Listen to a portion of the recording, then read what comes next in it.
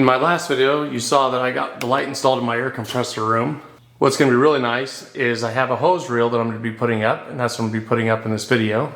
I've been tripping over air hoses for years. Now I don't have to with this air hose reel. So the air hose reel is from VEVOR. It comes with everything here. It's got a cool orange color. It comes with a whip. The whip goes from the air hose reel down to your air compressor.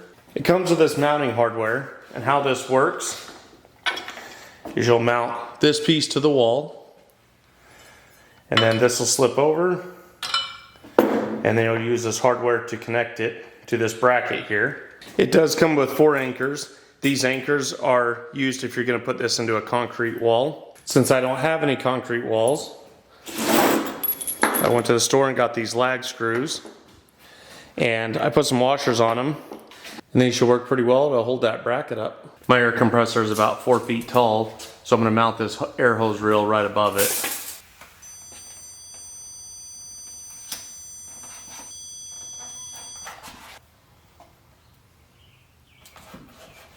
Instead of drawing lines on the wall and messing up the paint, what I do is just use these as markers. I know on the outside of each one of these is the edge of the stud. This is about the top of my air compressor. This is about the top of the bracket for the air hose reel.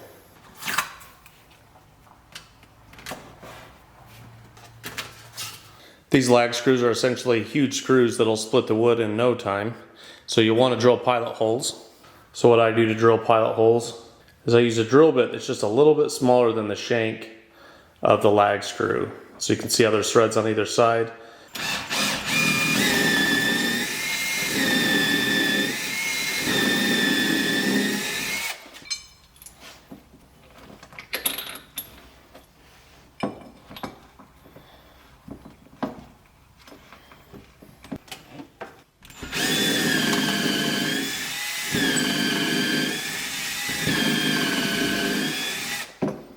To install the lag screws, I'm going to be using this impact bit.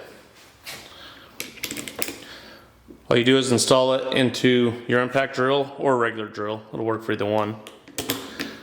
Install your socket, and then you can just drive those right in the wall like a regular screw. They do make these bits in different sizes: 1/4 inch, 3/8 inch, and a 1/2 inch bit. Sometimes they'll sell them in a 3-pack. I definitely recommend getting a 3-pack if you're interested in getting these.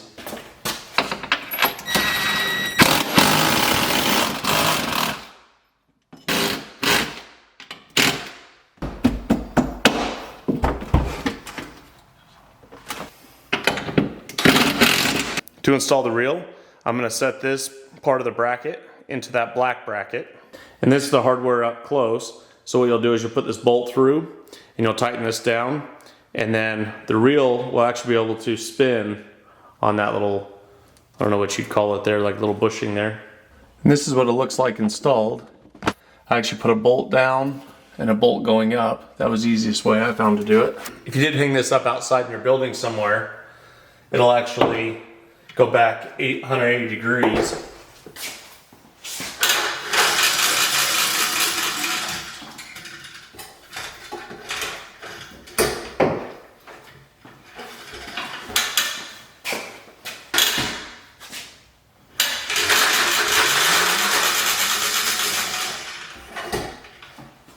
It's probably something I'm doing, but I can't get this to go all the way back in.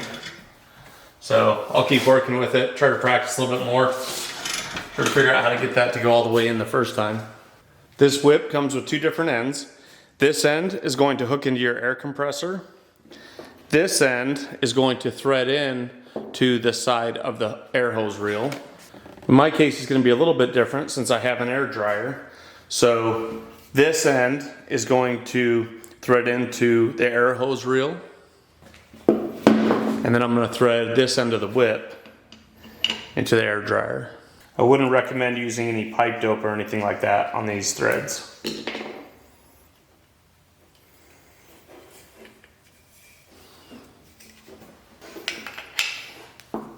I took the air dryer off my compressor and realized that it's a different size than the hose reel, so I went ahead and made some adjustments.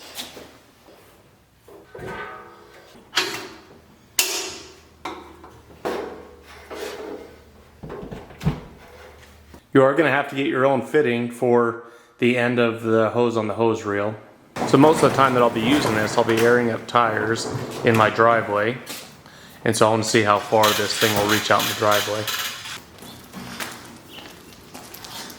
The hose is a 3/8 inch hose, and it is 50 feet long.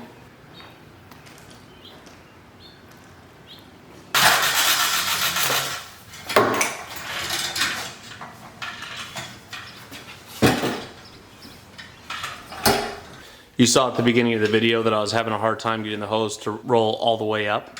So all I did is pull the hose out to the stop point and then wrap the hose around it a couple more times, and then I was able to get it to wind up the whole way. Of course, if you have a tall shop, or depending on where you mount it, this might have been okay with this stop. You could have, this hose maybe would have been okay hanging out, 4 or 5 feet. I don't know, I'm kind of picky, so I kind of wanted it to look like that.